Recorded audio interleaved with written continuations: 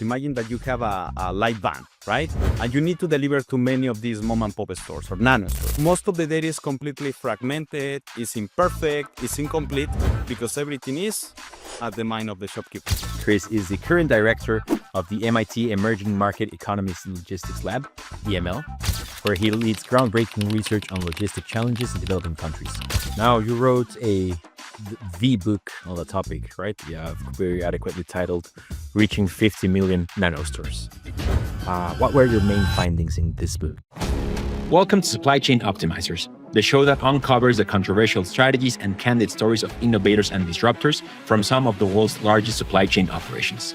Let's cut through the noise and optimize your logistics and supply chain, one bold idea at a time. Welcome back to Supply Chain Optimizers. Today, we're joined by Christopher Mejia, a distinguished academic and expert in optimization. Chris is the current director of the MIT Emerging Market Economics and Logistics Lab, EML, where he leads groundbreaking research on logistic challenges in developing countries.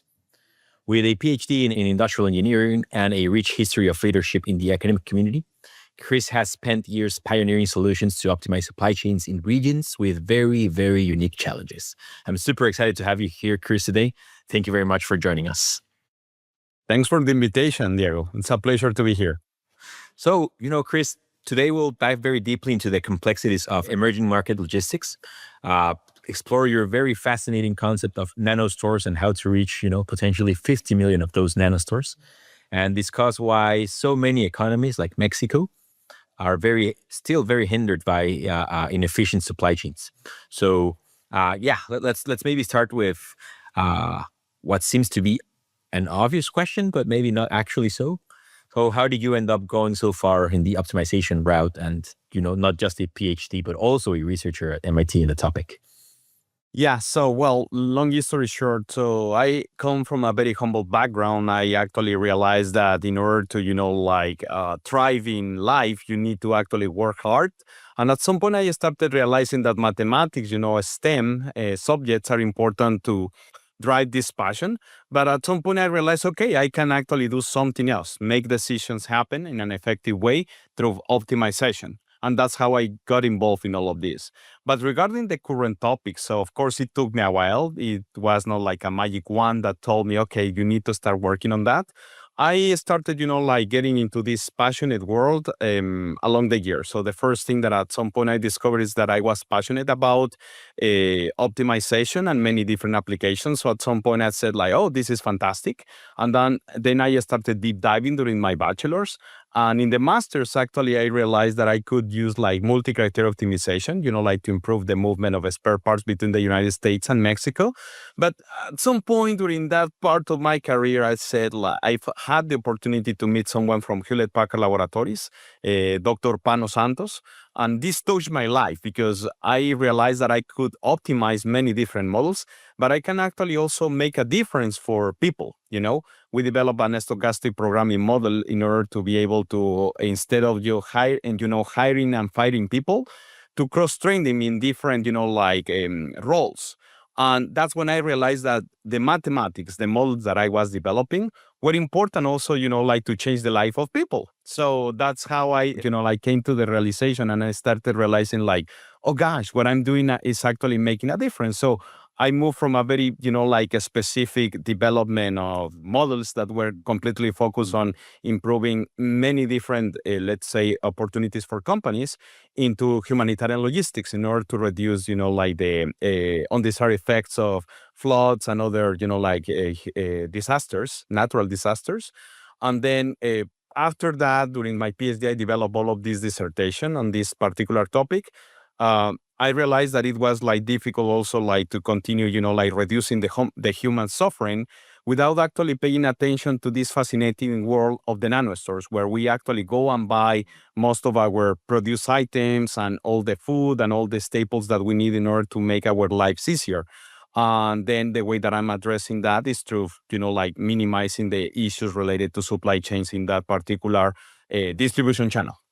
So, Chris, you're now the director of the MIT Emerging Markets Economy Logistics Lab, which I was pretty surprised to find out was formerly known as the Food and Retail Operations Lab.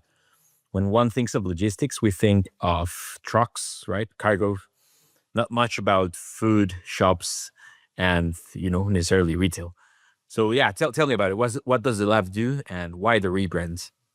Yeah. So, well, this connects very well to what I was telling you in the previous point, right? So, given that I following my passion in these nano stores that are family-owned retailers, that make possible the living of many people, and they typically serve vulnerable population segments. I started realizing that it was an opportunity also to start working on agri-food related components. Typically, when you go out and see many of these mom and pop stores or these nano stores, as we call them, you see that food is extremely important. But what you find there is typically junk food, food with low or sometimes null nutritional value. So you started realizing, okay, we need to actually improve the conditions for the smallholder farmers to actually start, selling through these distribution channels. And actually, I realized that there was a huge opportunity to start connecting that.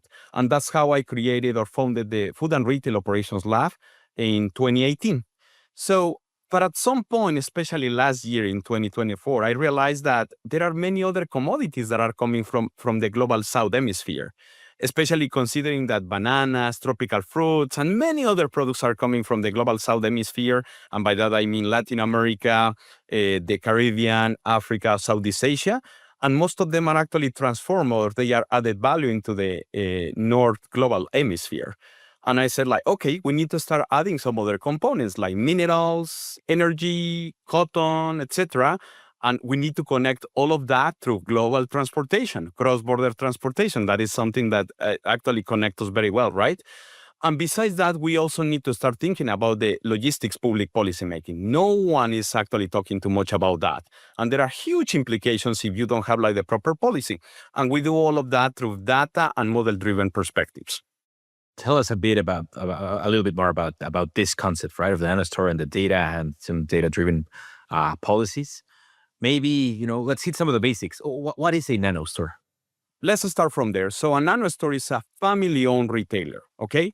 That is typically, constrained by the lack of space, a scarce budget, and I would say also from the behavioral perspective, many of the shopkeepers are not necessarily willing to buy, all the types of products. This is a risk-averse behavior. So you think about it from a methodological perspective. So this is a very interesting, opportunity to explore them, right? You can develop knapsack problems or, combinatorial optimization, or you can start, connecting all the data from those locations in order to make decisions to predict how much they will need for particular families of products, right?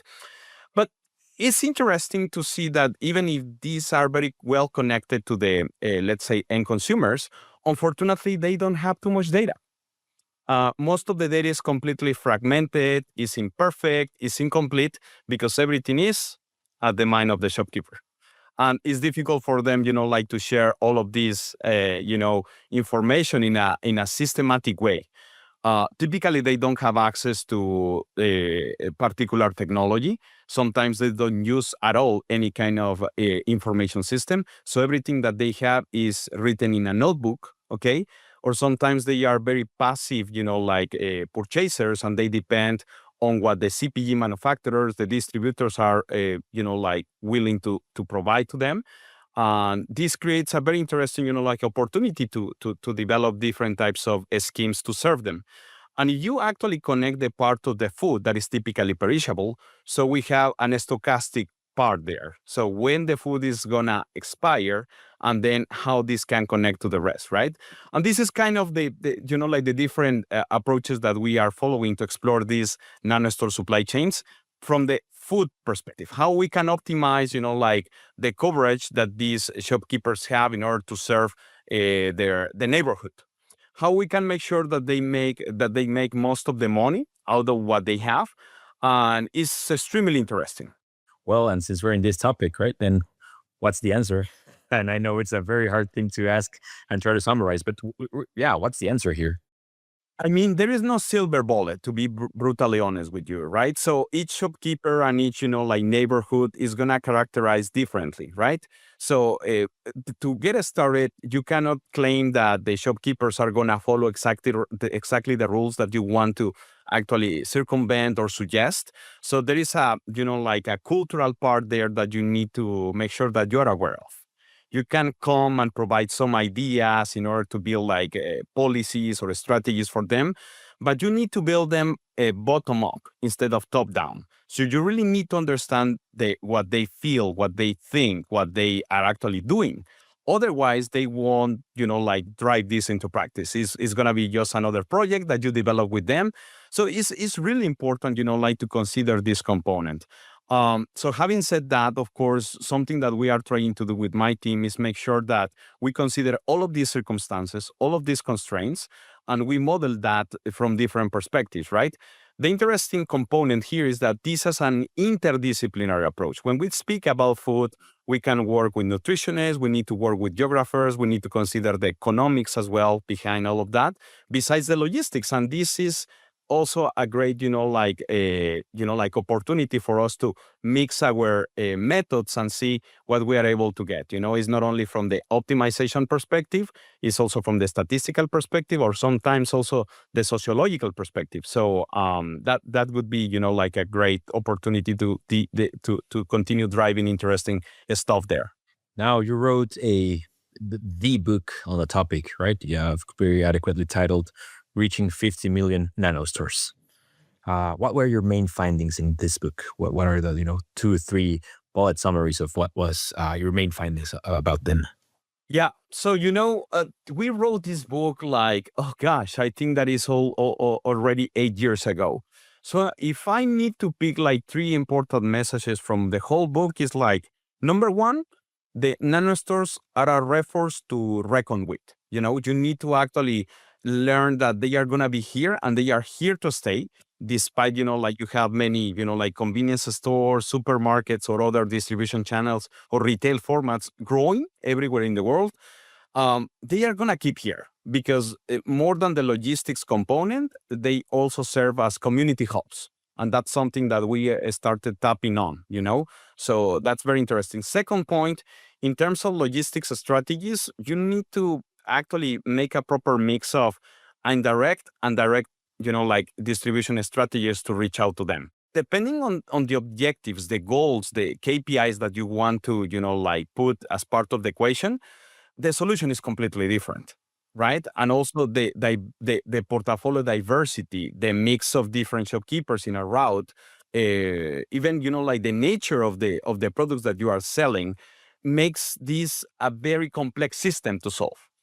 And last but not least, I would say that leaving the methodological perspective and also the practical perspective and the interesting future for this retail format, there is an urgent need to actually consider how public policy making can make, like how it can play a role there. How we can make sure that policy making is data driven, and we can make sure that these mom and pop stores or these nano stores do not only survive, but they are also connected to the rest of the ecosystem. That's why we started expanding into agri-food components, right? Because at the end, we need to make sure that, and this we got these actually ideas from the nutrition side of my laboratory, you can continue bringing food. Okay, you are going to provide accessibility, affordability, and like also availability of the product. But if you don't grow awareness, okay, that's the 4A, awareness, so the complete system is going to fail. So we need to make sure that supply is there, but also the awareness part is there. So bringing all of this into the equation, particularly the public policy making, to start, like preparing people to get better education in nutrition, to drive better opportunities for policy making, is going to bring us to a better future, where we are not going to be eating only junk food, but also like better food for our vulnerable communities. Yeah, you did mention a couple of topics that are very interesting to me. First one is you've seen this, right? Mom and pops give way to convenience stores, right? Even to Walmart, right? 7-Elevens, or even some, e-commerce sites encroaching on the food distribution networks or food distribution and retail. Do you think this is going to happen to nano stores? Do you think they will all eventually give way to convenience stores? What's your take on there? I know you certainly think there is a role for them to continue playing. What's your take on the future of nano stores for this in this world where you have a lot of retail options? That's a very deep question. To get us started, I could say that I don't believe that they are going to necessarily merge or convert into a franchise, or a chain option. They might have certain type of alliances with a few supermarkets or with a few convenience stores. Actually, by themselves, they are already grouping with each other in order to start, like offering like different, products, So, you can observe this also in Mexico, for instance, like even with food options, with taquerias, like everybody loves tacos in Mexico. It's happening the same with nano stores in Watsons and in the world, right? But let me put this quick example, right? With taqueria, so you have like chicken, you have beef, you have many different, like dishes that you can keep the tacos with, right? So, well, guess what? The taquerias, these places are like saying like, okay, I'm gonna offer only beef tacos. The other one in front is gonna offer only pastor tacos. The other one is gonna offer chicken tacos, okay? And the other ones is like barbacoa and stew, etc., etc. And I can continue, right? So, well, if you think about it, they are not actually competing with each other. They are supplementing each other. Nanostores have found more or less the same formula in the neighborhood, in the same street. Sometimes one of them is going to offer only the liquor. The other one is going to offer only the sodas. The other one is going to focus mainly on, like home care items or personal care items, So, of course, they have a little bit of everything, but they started supplementing each other. So, in that sense, you think about it, it's like going to a supermarket, right, in the same street. So, it's pretty convenient. So, we have seen this behavior. But I don't want to claim that this is going to happen to all of them. So as I mentioned before, a few of them, unfortunately, are going to disappear. We have found through our studies focused on agri-food ecosystems that the nanostores tend to disappear, particularly in wealthier areas where there is not so much to do, right? So and the wealthier families, they have the opportunity to go in one stop shop, everything, right? Because they have like they possess a car, they have the budget, and they have the space also to bring more, of these products. But you think about it, like, and this happens like in many countries, the vast majority of the people suffers from poverty. And this means that they are not going to be able to buy in larger quantities, that they need to go more often and frequently to buy like a smaller amounts of products, Therefore, I can continue, right? So you think about it backwards in the supply chain. It's not like going to the supermarket and where you will have like door-to-door deliveries in big quantities. So it's the other way around. You will need to go more frequently to buy a few items from time to time. And then the logistics model behind is completely different. You're gonna need to go to the nano stores at the same pace, three or four times a week. To serve just a few, like not even boxes. Sometimes it's not a case pack. You will need to bring like a mix of different products. And then going, like upstream in the supply chain, this requires cross-docking platforms. This requires the companies, the CPG manufacturers or the distributors to start mixing the products like in the last mile or like in a peri-urban area or like, like nearby these locations and this is a very interesting facility location model, right? And then if we add food into that, so now you need to consider the cold chain, in which case, or you have something that is going to go to waste, or you have something that is going to be tremendously useful to bring nutrition to the population. But you need to calibrate carefully, like the right time, in order to get the right quality in the hands of the end consumer. So as you can see, overall, is a very interesting, like mix of projects there or problems to solve. And in talking about those problems to solve here, and maybe last question here on nano stores, what's your favorite optimization problem that you've solved or thought about when it relates to nano stores? We do have a optimization heavy audience, right? So give us the details. I think that my favorite problem is probably related to a combination between the BRP with compatibility constraints. BRP is vehicle routing problem, right? So you think about it when you start considering like multi-compartments in all of these vehicles. Imagine that you have a light van, right? And you need to deliver to many of these mom and pop stores or nano stores, right? So imagine the mix of products that have like different nature: dry products, chilled products, frozen products, and sometimes you also have like what is typically called like humid products. You need certain level of humidity, right? So just to get started, the combination of those products in that van is already a very interesting problem. Can be a bin packing problem with compatibility constraints, because now you will need to allocate different types of products on different natures to these different compartments, right? So and now add to that the fact that you need to deliver them into different routes, right? And depending on the shopkeeper that is, like representing a different neighborhood, or sometimes the same neighborhood but different needs of the people that are like buying products from him or her. So the combination or the portfolio mix is going to be different. So this is one of my favorite problems to solve, because this brings a lot of computational complexity, right? And you also need to have like a lot of not only valid inequalities in order to try to solve this potential problem from the exact solution perspective. But if you think about the exact algorithm that you will need to deep dive, so you need to use many different potential ideas, right? Branch and cut and price and things like that. And now, if we go for a more effective strategy, once you start increasing the nature of the routes, because they are not going to be delivering only to 30 clients. That only happens in developed countries. No, in Latin America, Asia, or Africa, they need to deliver sometimes, and this is coming from the book as well, up to 100 deliveries or stops in the same route. Imagine that, 100. Computationally speaking, this is crazy, right? So you will need like other type of methods, like adaptive large neighborhood search, et cetera, et cetera. We can go for evolutionary methods as well. So yeah, many different things. But now we are actually deep diving not only on the traditional perspective of helping, like companies to build these B2C or business to business or business to customer perspectives or distribution strategies, but we're also trying to bring like the social aspect in. And the social aspect is how we can bring, like also more nutrition. Sorry, you listen to me like repeating this, right?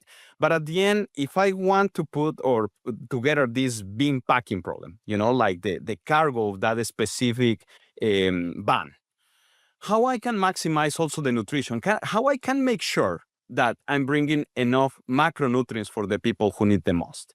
We developed a project in India actually related to that, and we also connected the supply chain network optimization, in order to make sure that the portfolio mix inside, in this case, baskets, food baskets, particularly pulses and grains, we were bringing not only, like effective strategies that will, like improve or be more effective for the companies, but also we're going to bring some more protein, not only caloric content to the people who need the most. Otherwise, well, you are only bringing, like something that is going to be good for the business, but it's not going to be very socially responsible, I would say. So how you can diversify the mix in such a way that you are actually helping people to be good with their own health? Because if you are suffering any kind of malnutrition, obesity, overweight, or food insecurity included, so you are not going to be performing well. If you don't perform well, so the company that you work for is going to suffer the consequences. If you do not perform well, the country is not going to be good. So this creates more poverty. So this is like a complete vicious circle or cycle that actually creates an issue for the whole country, or for these regions. So we are trying to change that, by bringing, like more, let's say, food and nutrition to the communities. This is a very interesting career path that you chose. And you're clearly very, very passionate about food systems in emerging countries, and how, the fact that a lot of the food that it's consumed in the world is basically generated by the global south, as you put it. Why address this from academia? A few weeks ago, I interviewed Carlos Atina, and he has a similar background to you, right? Like PhD in optimization, did a brief stint as a professor, but then he, basically went to Amazon to work on Amazon models. You are quite the opposite, right? Like you after academia, you chose to stay in academia and tackle these problems from an academia perspective. How was that decision for you? as I was telling you, I think that the reason why I chose this path is because, first of all, this is my passion, right? But I found a very interesting, like mix of opportunities in academia that sometimes you are not able to get in the private or in the public sector. Before being an academic, I also work in, like in a private company, and we used to have many, like opportunities to solve this type of problems. But at the end, you're gonna be limiting yourself to only a subset of the complete universe, right? In academia, what I have found is three important things. Number one, you can serve as a meeting point for many different problems, Second, you can serve as an impartial point, and you can actually address all of these problems from different perspectives, and you can contribute to solve them with the help of PhD students while you actually educate them in how to solve this type of issues. While you yourself, I mean, in this case, myself, I keep learning about them, you know? So, given that I'm very passionate about learning, academia is like the best place for me to be, given that I receive, like new problems every time. Every time. And the third thing that I want to mention about this, I think that I'm very fortunate because I have forged my pathway always solving problems from an applied research perspective. Okay, everything that I do is not only aiming to create or actually get a publication out, right? A scientific publication, but I'm also, like passionate. What I'm solving is gonna be actually used by someone else. That I'm making a difference for somebody. It can be a company, it can be like vulnerable population segment, it can be an NGO, it can be the government, whatever. And honestly speaking, going back to these points, recapping this, I do believe that academia provides me like all of this because it's a neutral point. I can, like continue learning and I can, like continue developing this applied research. If I go to consulting, probably I will be limited to only run or go through only part of this path that I mentioned without deep diving on what I love the most, that is actually driving innovation into practice. And speaking of innovation into practice, we chatted about a few of your favorite projects, and you quoted one project that had to do with building distribution models specifically in Mexico as one of your favorite things that you've ever worked on. Tell us a bit about that. What distribution models you built for Mexico? What problem were you solving? How did you actually approach it, and what ended up happening? Yeah, absolutely. We actually were reached out by a big multi-Latino company, okay, that has like three different types of distribution models. Business to business, business to customer, and also B2B2C. That is a combination of the previous two, right? So when we were reached out by this company, so the first thing, because this one is, by the way, not related to Nanostores, okay, it's a complete different sector. It's more into the construction and do-it-yourself sector, okay? I cannot mention, like names to avoid disclosing details. But it was very interesting because based on that, I was able to observe that the hardware stores also have like a similar behavior to the Nanostores, right? And then if you think about them as customers, or actually in this case, like businesses being served by this type of companies, so you need to actually connect like their needs in terms of like the volumetric needs, the weight needs, and how atomized the cargo delivered to them is gonna be.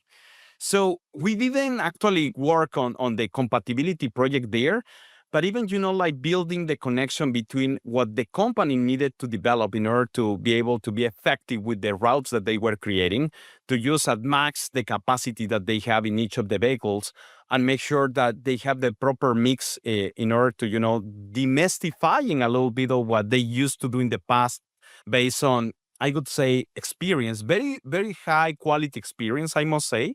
But during a 1.5 year project, where we actually demystify many of the ideas that they have, we were able actually to optimize the cargo, like the combination of products in the vehicles. Second, we were able actually also to connect, like the proper type of routing, the proper type of vehicle, the proper type of fleet to deliver the different products nationally and also in the big cities of this country, So it was definitely a great opportunity because, as you can imagine, well, we received plenty of data from the company. And this was amazing. But probably the optimization problem that you can imagine, it was very rich in terms of the challenges, in terms of the conditions, and in terms of everything. So you need to consider now the journey of the drivers, right? And how you connect this driver experience into the model, and how you need to measure that. So it was very nice. But actually, the most satisfying part, besides, of course, that we were able to solve a real problem for the company, that we were able to reduce in 18%, almost 20% almost, the logistics cost for the whole company, it was the fact that we actually started training the whole company on how to use decision support systems that they could, envision for the future to transform into an analytics unit. So the company was too much driven into the data perspective with machine learning, artificial intelligence. So they were already on that path. But when we brought the idea, okay, but you also need an operations research specialist, because there are like two different types of approaches, OR and AI ML, right? So they are supplementary, but they were more into the data-driven perspective, and we changed their opinion. It's like, you need to have OR. So we actually assembled or put together a team that was more on the OR side, and given that they already had a few individuals on the ML AI side. So at the end, what was left, it was like a very, robust team that could manage both of the approaches. So I think that now the company is moving into the Opera AI component, mixing both of the strategies, and deep diving a little bit more on the stochastic part of it, that because we solved the deterministic one. And imagine that. So we were able to get like this almost 20% savings. Imagine about like the stochastic component of, okay, it's not the same to deliver at the first floor of a company than going up and deliver something in the 10th floor, right? So all of this was managed by average numbers, but now the company will have, like the opportunity and the capacities, the competencies to do it by themselves. And this was like the most satisfying part. It's always crazy to me how, by just following it, a good approach to data, a good approach to operations research, machine learning methods, or whatever the method it is, that you can find such high savings for any company, right? Like these tools exist, these tools work. It's a matter of, creating the data sets, solving for those data sets, and creating the models to solve for those data sets. So yeah, it's always very fascinating to me. Yeah, and it's always different, right? So that's the interesting part of our work, because every OR problem is different because of the data, because of the implications, because of the decision makers. And that's something that I have learned like more and more in the last few years, because we can create, like archetypes of our own, like formulations. But at the end, it's interesting to see how we deploy that, right? How we drive this into practice, and how, let's say, the results that you're going to get will depend a lot on the team that is deploying them, like and how the company is actually absorbing or capitalizing on the results and how they move forward. This is actually the most interesting part for me. A few questions that rapid fire questions, some that I always enjoy asking for, or asking all of our guests. First one, very personal to you. How much is Mexico being dragged down economically due to inefficient supply chains? I know it's a hard question to answer, but just if you could take a guess. Well, Diego, this is, of course, an interesting question. I would like to answer it from the perspective of what I know, okay? So from the informality perspective, I know that there are certain studies in Mexico that say that around 53% of the businesses in Mexico are informal. So if you think about it, so I do believe that there is a lot of cost of opportunity there just by considering that amount. But I go there to say that it's even beyond that. Probably it's like 60% extra cost, or maybe sometimes 70%, because there are many indirect effects that this lack of, like traceability will create on the rest of the supply chain. So, and this might be one of the main reasons why we are experiencing so much overcost. But I go there to actually add here that unfortunately, the ones who are paying the most are the poor population segments too, because they need like a larger number of intermediaries in order to correct that issue. What is unfair, but is the reality. Yeah, definitely a tough problem to crack there. So looking ahead, Chris, what excites you most about the future of logistics and supply chain? or any trends and innovations that you think are going to shape the industry in the next few years?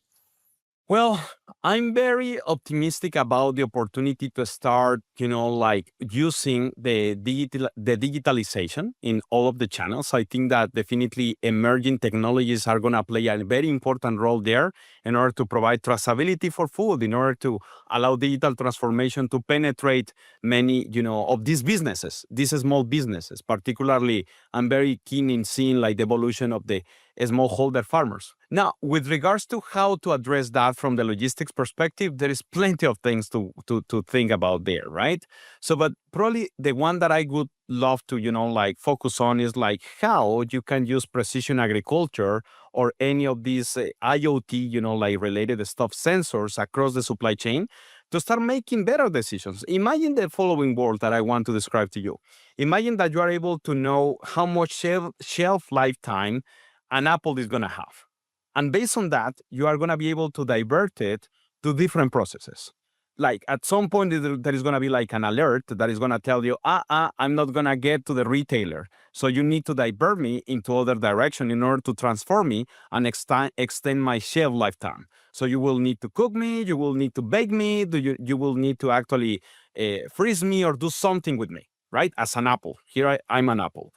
So that's what I'm very optimistic about. And if I take a couple of steps back from the precision agriculture perspective, you will be able to understand how much we are actually eroding, like the soil, how we can prevent that, how we can, like reduce the water stress or actually manage better the seeds or actually the waste you want to think about it, how we can reduce all of that. And all of these interdisciplinary connections are the ones that are exciting me a lot. So because is not to look at this from the lenses of the lens of the logistics guy or the nutritious guy or the agronomist guy. No, it's actually combine them all into something that is very meaningful for life. It's very meaningful for decision makers. It's very meaningful for companies, academia, for everyone, because it's our future. Yeah, I got to say, that's one of the most original answers I've heard to this question in this show. Thank you very much for that. Last question. Last question that I ask all of our guests here. If you were to recommend one source of savings or one source of optimization for other companies to start looking into, what would you recommend? If I need to choose, probably in order to make, like optimization models real, I could start probably with a baby combinatorial optimization problem, to make sense of what is happening in the reality. And I will start, like modularizing that component in order to add like a little bit more of a reality there. But definitely what companies will need to tap into is like stochastic programming.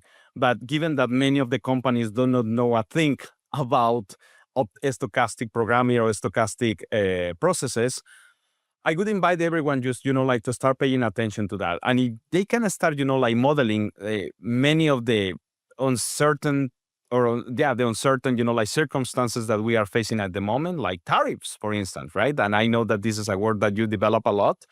It's going to be very useful because at the end, you want to make sure that whatever you do is realistic, but you need to start with something that is a transparent box, something that is easy for you to understand, to grow it up from there in complexity and everything, right?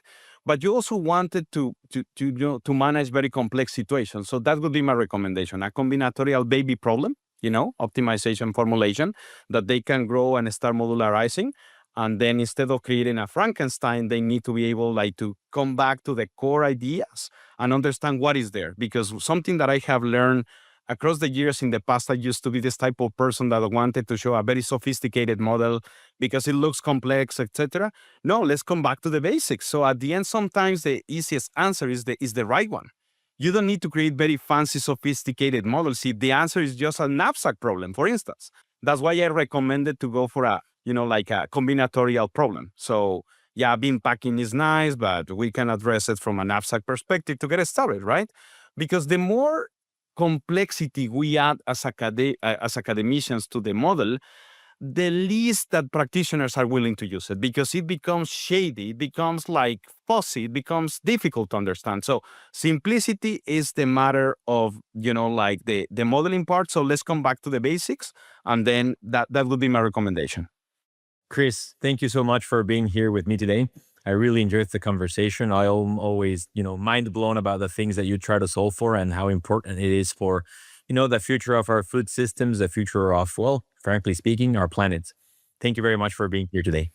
Well, it's great to speak to you, Diego. So hopefully everyone, your podcasters and all your followers are going to enjoy this episode. And hopefully we can keep engaged in order to solve these very important planetary issues, I agree with you, my friend. Thank you so much. That's a wrap on today's deep dive with supply chain optimizers. If you found value in our controversial tactics and data-driven stories, don't forget to hit follow and subscribe so you never miss an episode. Have a burning question or want to share your own optimization success? Connect with me, Diego Solorzano, on LinkedIn, or for more information on how we can help you transform your supply chain and logistics operations, visit thesteya.com. Thanks for listening.